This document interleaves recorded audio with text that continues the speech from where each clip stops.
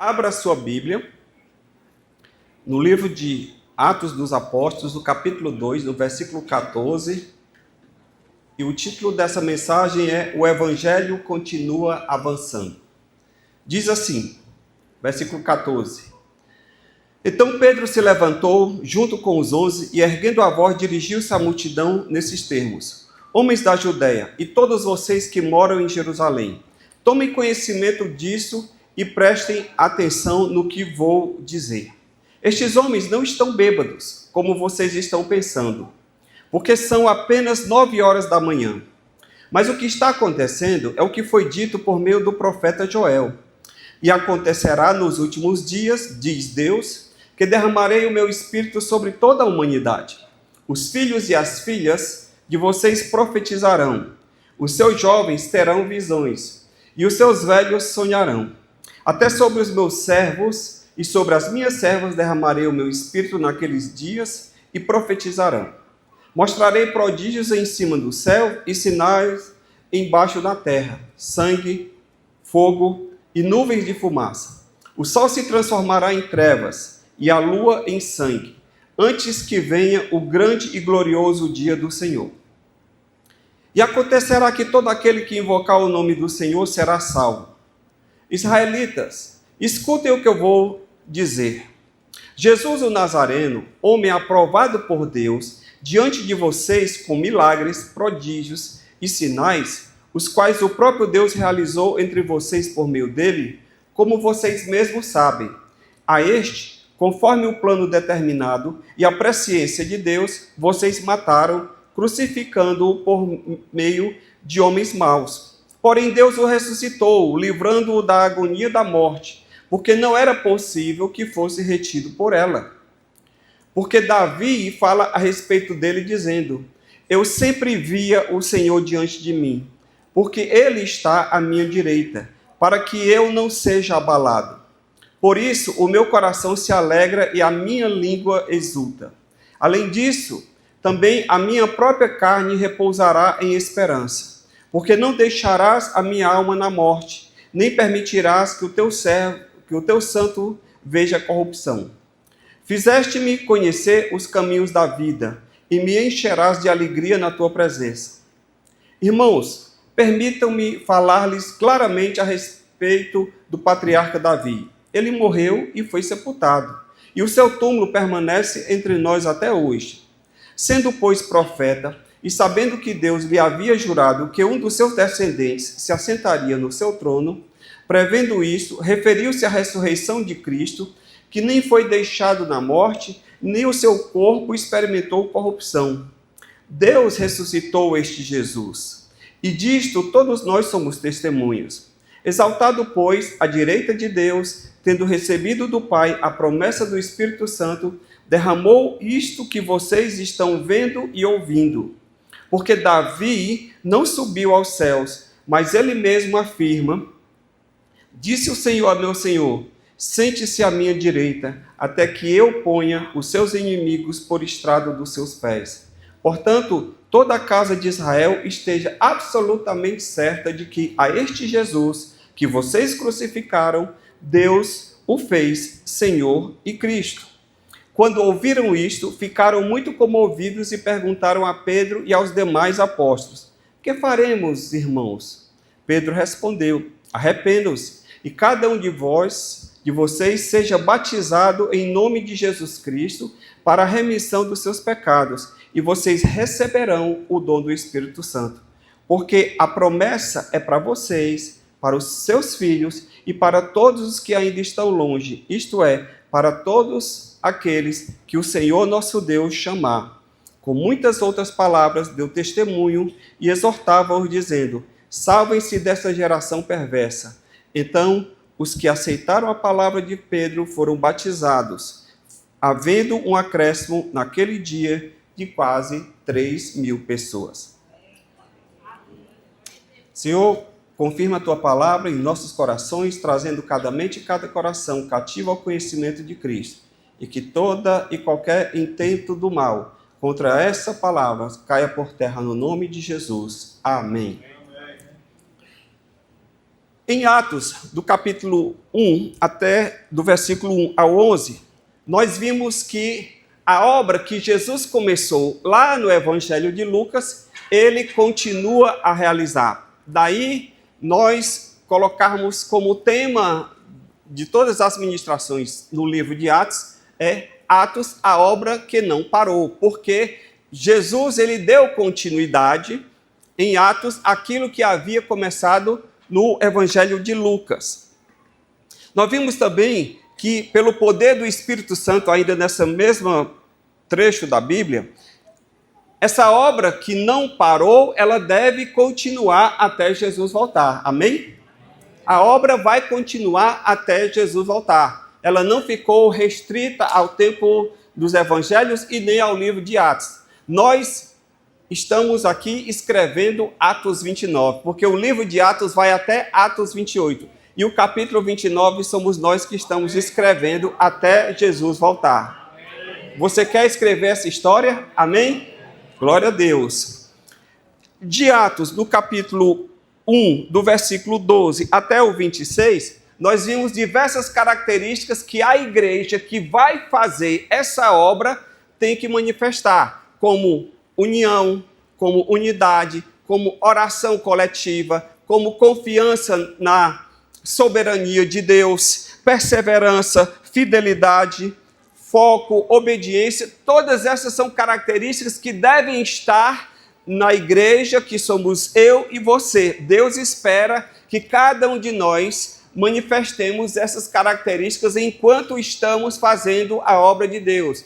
Quer com paciência, quer com união, com unidade, sem trabalhar contra o corpo de Cristo. Por isso que o pastor Pedro, ele enfatiza tanto aqui na igreja, quando ele diz, olha, nós não distratamos uns aos outros, nós não fofocamos uns dos outros, nós não desejamos mal uns dos outros, ou seja, são características que devem estar presentes na vida comum, ordinária, do dia a dia da igreja. Mesmo sendo falhos, mesmo tendo dificuldades, mas essas características que o Espírito Santo, que habita em nós, vai trabalhar à medida em que nós nos submetermos à sua obra e à sua direção. Amém?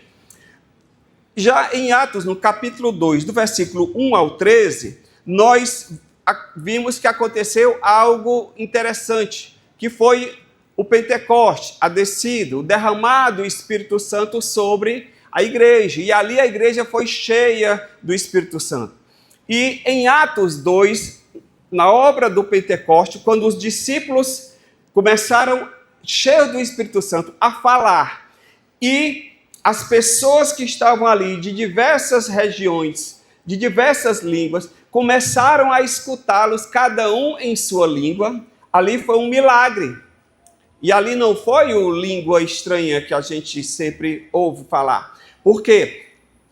É como se eu estivesse pregando aqui, pastora Ruth, que está aqui, falasse russo, pastora Janete falasse japonês, e eu estou falando aqui em aramaico, e ela me escuta na língua dela, e ela me escuta na língua dela. Então ali houve um milagre que foi cada um escutar na sua própria língua. Então, por meio do Pentecoste, Deus desfaz aquela confusão que aconteceu lá em Babel. Porque em Babel, o povo estava querendo manipular a Deus, querendo controlar a Deus, querendo controlar a divindade, e erguendo uma torre que pudesse ir até o céu, e o Senhor disse, eu vou confundir as línguas. E ali, sim, houve um milagre ao contrário, porque todos falavam a mesma língua, mas começaram a conversar um com os outros, ninguém se entendia. E essa confusão das línguas foi corrigida agora no evento de Pentecostes, por meio da descida do Espírito Santo. E isso nos mostra o quê? Que Deus quebra barreiras. O Pentecoste veio para quebrar barreiras. E pessoas comuns começaram a fazer coisas extraordinárias. Vide, por exemplo, o apóstolo Pedro, que até antes da crucificação de Jesus, negou Jesus por 3 vezes com medo de uma serva que estava dizendo, olha, esse aí é um deles. Mas quando veio o Espírito Santo, e o Espírito Santo desceu, Pedro, ele se levanta, e nesse trecho aqui, ele prega um sermão, ele interpreta o Antigo Testamento e mostra que, com ousadia, a obra de Jesus foi feita no Calvário, e aí, por meio da sua pregação, com ousadia, 3.000 pessoas se convertem. O Pentecostes levou pessoas comuns a fazerem coisas extraordinárias. E isso para nós é um estímulo. Por quê? Porque eu e você somos o quê? Pessoas comuns. Quem aqui é extraordinário? Eu me considero comum, na média, não tenho nenhum QI elevado, estou na média de todo mundo aqui. Então nós somos pessoas comuns, mas cheios do Espírito Santo, nós podemos fazer coisas extraordinárias para Deus. Amém? Então não se considere o menor dos menores, porque até mesmo o menor dos menores Deus usa, Deus coloca como instrumento nas suas mãos, porque a Bíblia diz que Deus pegou as coisas loucas desse mundo para confundir as sábias. Pegou aqueles que não são para confundir aqueles que são. Amém? Então eu dei um breve panorama do que a gente falou até aqui. E agora vamos entrar na mensagem propriamente dita. E o tempo já está acabando. Não, está não. Hoje nós vamos ver desses versículos do 14 ao 41 que o Evangelho, a obra não parou. Por quê? Porque o Evangelho continua avançando. Pastor, por que o senhor diz que a obra de Deus não parou? Primeiro lugar, porque Deus continua cumprindo suas promessas. Vira aí para a pessoa que está do seu lado e diga assim, Deus continua cumprindo suas promessas. A experiência de Pentecostes provocou um alvoroço grande. Qual foi? Porque os discípulos estavam falando e o povo escutando cada um nas suas línguas, e aí eles acharam que os discípulos estavam embriagados em plena 9 horas da manhã, e Pedro disse, não, peraí, eles não estão embriagados não. O que está acontecendo aqui, e aí Pedro ele começa a interpretar o Antigo Testamento. Ele diz, olha, o que está acontecendo aqui no versículo 16, se você acompanhar com a sua Bíblia aberta, é o que foi dito por meio do profeta Joel. E o que foi dito por meio do profeta Joel? Joel 2:28, e acontecerá depois disso que derramarei o meu espírito sobre toda a carne, e vossos filhos profetizarão, vossos velhos terão visões. E Pedro diz, olha, o que está acontecendo aqui não é nenhuma confusão, não é bebedeira, ninguém está aqui louco, é porque Deus está cumprindo aquilo que ele prometeu lá por meio do profeta Joel. Aquela promessa de Joel encontra agora cumprimento no evento do Pentecoste. Sabe o que é que isso me ensina? É que Deus não abandona aquilo que ele promete. Deus, irmãos, não abandona aquilo que ele promete. O tempo, ele não significa esquecimento. O tempo passou, Deus esqueceu, Deus não esqueceu, ele continua trabalhando, ele continua agindo. Eu não sei se você já recebeu alguma promessa de Deus na sua vida. Já? Pois deixa eu lhe dizer, todos nós aqui temos promessas. A Bíblia Sagrada está recheada de promessas, e essas promessas são para nós. Mas, além das promessas bíblicas, provavelmente, talvez, um dia Deus já usou alguém e chegou para você e diz, assim diz o Senhor, e aí te falou algo que vai acontecer na tua vida, e você ainda está aguardando e parece que as coisas não estão acontecendo. Tudo está indo no sentido contrário, ou diferente daquilo que foi falado. Mas deixa eu lhe dizer uma coisa, se foi Deus que falou, você pode descansar, porque Deus, ele cumpre as suas promessas.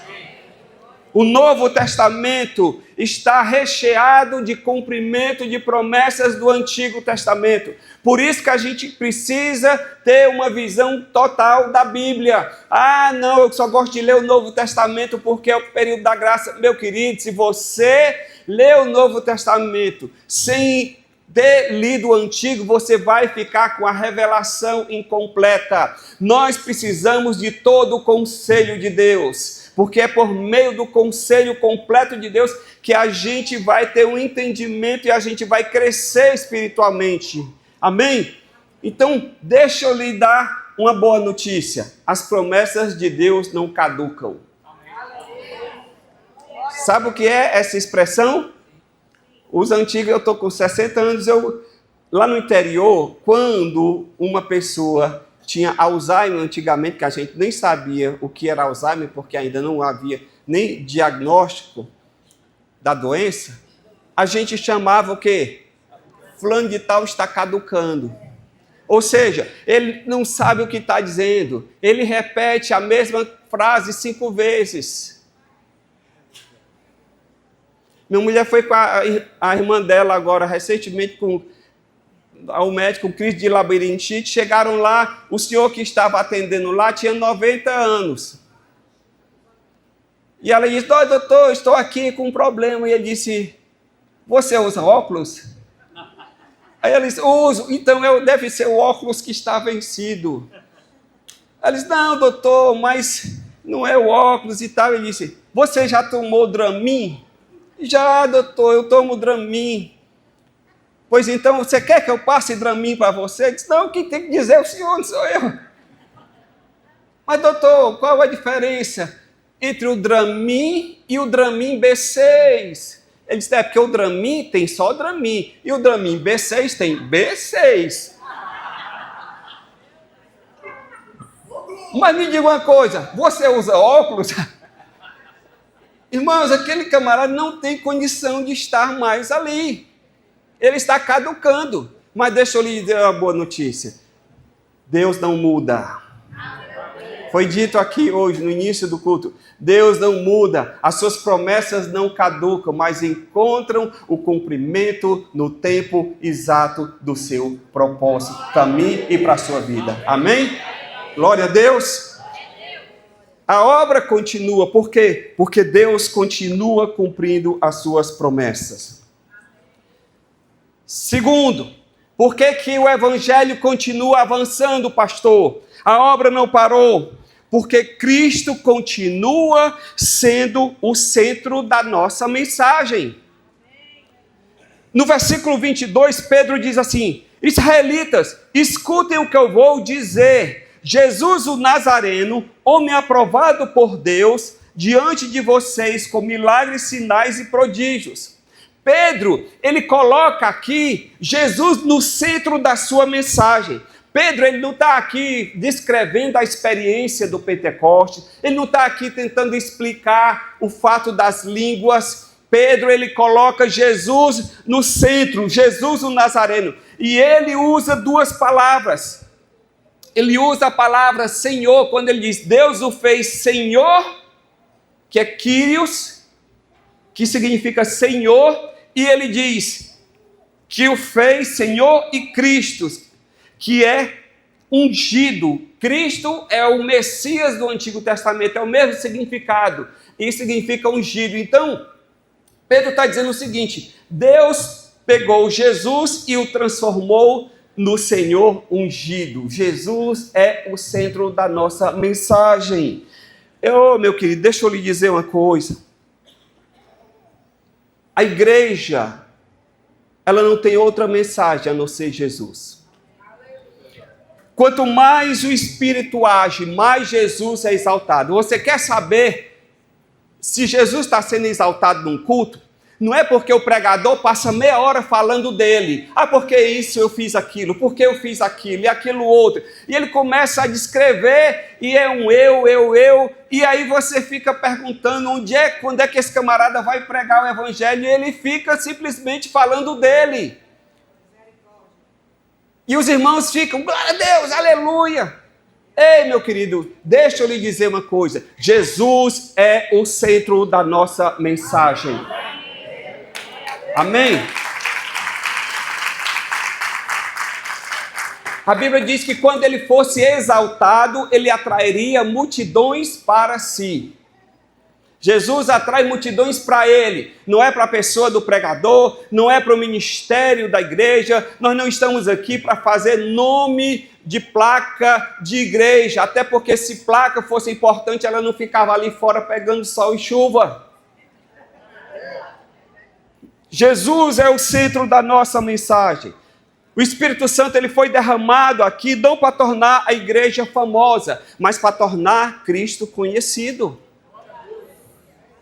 Por que o Evangelho continua, a obra continua? Porque o Evangelho é simplesmente boa nova. E essa boa nova é o quê? É que Deus estava em Cristo reconciliando consigo o mundo. Então, a boa nova é essa. Evangelho é isso. A mensagem do Evangelho não é outra senão que Jesus Cristo veio, entregou sua vida por mim, por você, pecadores, para nos resgatar de uma condenação, porque estávamos mortos em nossos delitos e pecados, condenados a uma eternidade longe de Deus. Mas Deus em Cristo tomou a iniciativa de reconciliar consigo o mundo. Portanto, o centro da nossa mensagem é Jesus. Por isso que a igreja cristã evangélica, ela não tem um líder mundial que dá as ordens, que diz como é que todo mundo tem que fazer, e ali vem aquela ordem e todo mundo tem... Não! Nós vivemos no sacerdócio universal dos crentes. Cada um de nós tem acesso à Bíblia Sagrada. Cada um de nós tem acesso à Palavra de Deus. E nós recebemos o Espírito Santo que habita em nós. E Ele vai nos guiar a toda a verdade. Temos sim igrejas co-irmãs. Temos sim povo de Deus espalhado em toda a face da terra, mas a revelação de Deus é multiforme. O pastor Pedro ele tem um ministério, ele tem um entendimento daquilo que Deus quer para a vida dele. O pastor Costa Neto tem outro entendimento. O pastor da IBC, Armando Bispo, tem outro ministério. E todos eles se complementam, eles não concorrem entre si. Por quê? Porque estamos todos debaixo de uma mesma missão, que é tornar Jesus o centro da nossa pregação. Amém? Por isso somos co-irmãs, por isso cooperamos, por isso não degladiamos, por isso não denegrimos. Jesus é o centro da nossa mensagem. Terceiro, por que o Evangelho continua avançando? Porque a obra não parou. Porque a morte não conseguiu vencer Jesus. No versículo 24 diz: Deus, porém, o ressuscitou. Se você for analisar os líderes das grandes religiões, você vai encontrar o túmulo de cada um deles. Ali tem Gandhi, tem Maomé, Buda, Allan Kardec, mas se você for em Jerusalém, se você for lá no Monte Caveira, lá tem um túmulo e quando está escrito lá na plaquinha, ele não está aqui, ele ressuscitou. Jesus ressuscitou, a morte não pôde deter a Cristo. Então deixa eu lhe dizer uma coisa, nós não anunciamos um Cristo morto.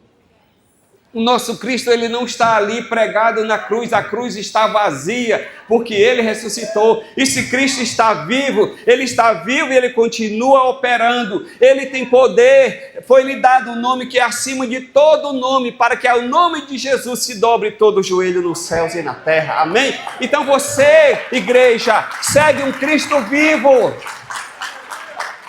Você chega aqui com a sua necessidade, e você pode ter certeza de que quando você ajoelha aqui para orar, você não está simplesmente jogando palavras ao vento, palavras que se perdem dentro desse ambiente, mas você pode ter certeza que o próprio Cristo está no nosso meio, porque Ele está no meio daqueles que o buscam, daqueles que o adoram em espírito e em verdade. E se você está aqui nessa noite, saiba que você não está sozinho, o Senhor está aqui entre nós.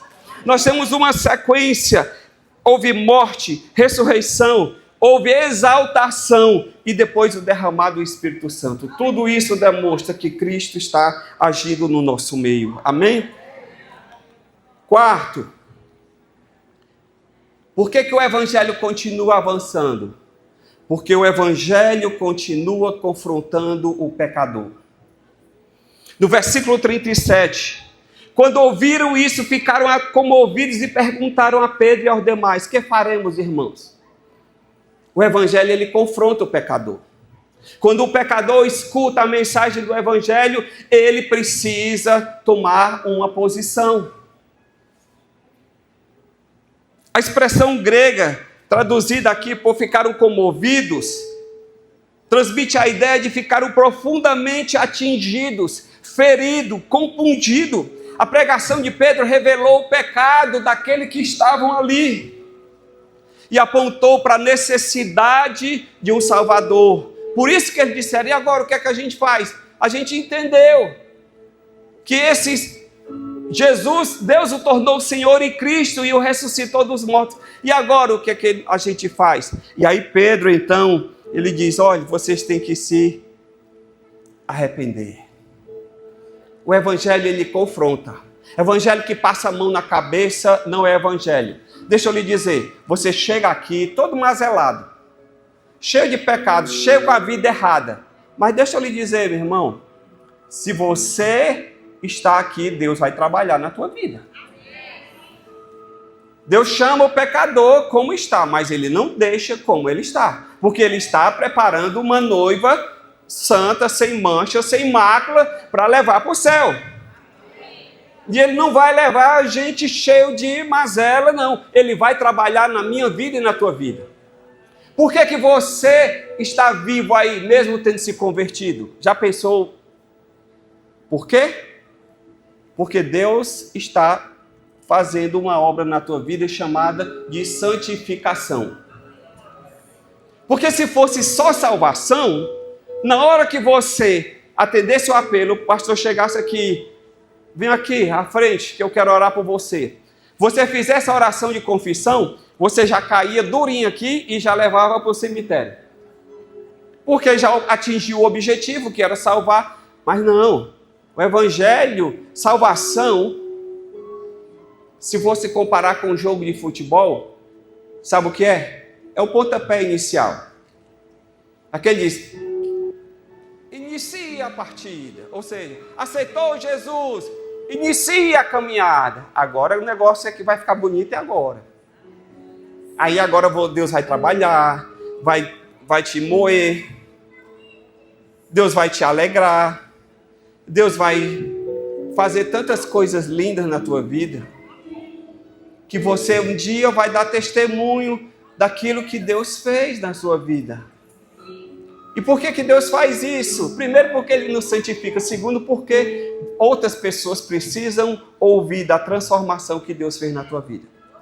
O Evangelho, ele confronta o pecador, mas não é para nos jogar na condenação, não é para a gente ficar debaixo de um peso de condenação, porque a Bíblia diz: nenhuma condenação há para os que estão em Cristo.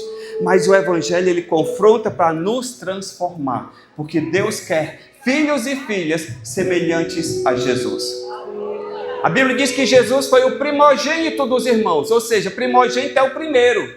Jesus é o primeiro, é o protótipo. Nós que estamos aqui, a Bíblia diz que somos co-irmãos, co-herdeiros. Então, nós que estamos aqui, somos pequenos cristos. Nós viemos depois, Ele é o primeiro, mas significa que Deus vai povoar o céu com homens e mulheres, pecadores, mas transformados pela fé no nome de Jesus. Amém?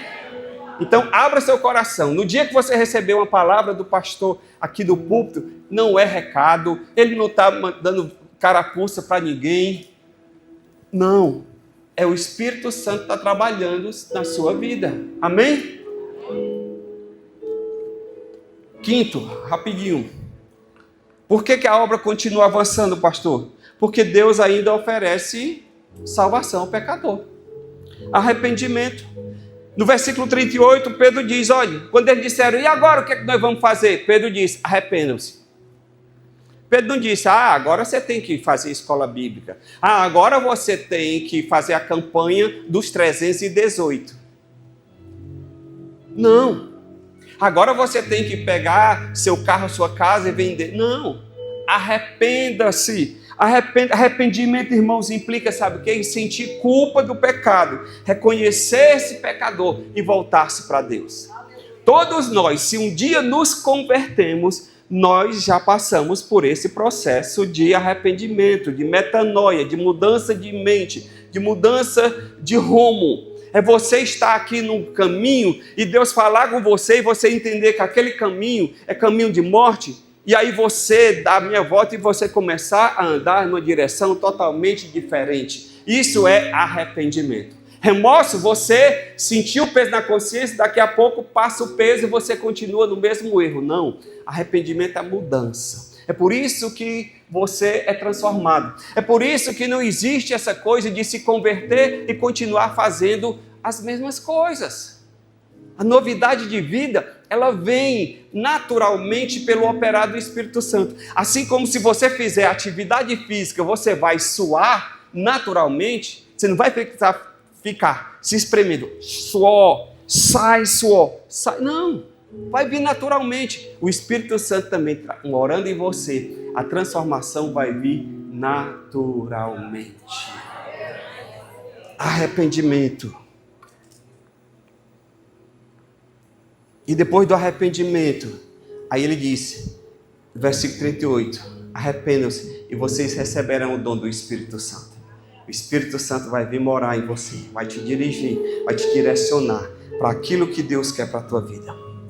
Penúltimo, por que a obra, o Evangelho continua, pastor? Porque ele continua alcançando aqueles que estão longe.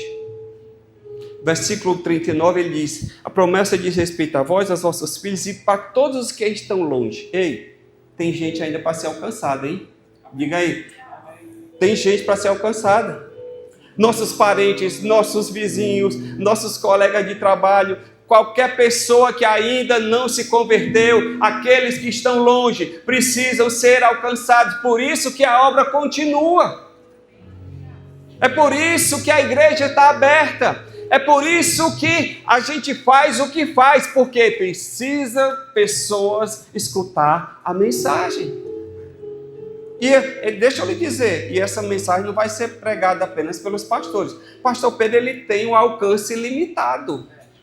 Ele não está onde você está. Ele não alcança onde você alcança.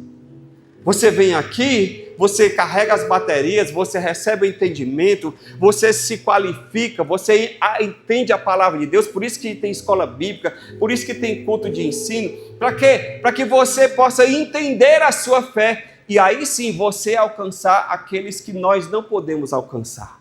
Cada um de nós tem uma zona de influência. É o que chamam de oikos. O nosso oikos é aquelas pessoas que estão dentro da nossa zona de influência. E dentro daquelas pessoas tem gente que precisa ser alcançada. A Ellen falou que ela foi alcançada aqui em 2020.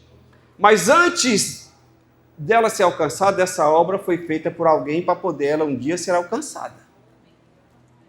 Amanhã haverão pessoas novas aqui. Eu vou repetir. Em breve haverão pessoas novas aqui. Olhe para esses bancos aí do seu lado, olha aí. Está vendo aí? Tem cadeira vazia? É porque tem gente que precisa ser alcançada. Gente que está longe que precisa ser alcançada. Por isso que a obra não parou. E por fim, enquanto eu não sou expulso. Por que a obra não parou, pastor? Porque o Evangelho continua transformando vidas. No versículo 41 diz que 3.000 alcançaram, receberam a palavra e se converteram. Ei, meu querido, deixa eu lhe dizer, o poder de Deus continua o mesmo para transformar. Assim como aconteceu no Pentecostes, se uma pessoa chega hoje na presença de Deus, ela é transformada, porque o poder do Senhor, da morte de Cristo, continua o mesmo. Quando Jesus ali na cruz, ele disse assim, está consumado. Sabe o que é que significa esse está consumado? O verbo no original, ele diz o seguinte: aquilo que está sendo feito agora tem poder, tem validade para agora e para a eternidade. Está feita a obra. Por isso que o poder do Evangelho para transformar uma pessoa viciada, drogada, escrava do pecado, continua o mesmo hoje do que foi há 100, 200, 300, no começo do Evangelho, porque a obra de Cristo, ela continua válida. Nós não precisamos renovar o Evangelho, nós não precisamos acrescentar, nós não precisamos atualizar. Essa mensagem continua a mesma, com o mesmo poder, com a mesma eficácia, para transformar a todo aquele que crê. Vamos ficar de pé na presença do Senhor.